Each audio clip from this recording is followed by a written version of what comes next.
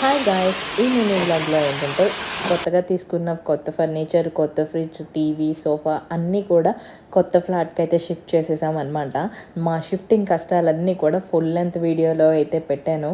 ఫైనల్‌గా మేమైతే కొత్త హౌస్‌కి షిఫ్ట్ అయిపోయాం. మాక్సిమం అన్నీ కూడా కొత్తవే కొనుక్కున్నాననమాట.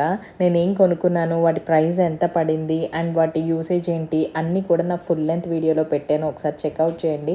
అండ్ అలాగే ఆ రోజు మా విహాన్ బర్త్‌డే ఎలా సెలబ్రేట్ చేసుకున్నాం, పనులు ఎందుకంటే మేము ఏ రోజైతే 20థ్ షిఫ్ట్ అయ్యాం, 19థ్ వచ్చేసి విహాన్ బర్త్‌డే.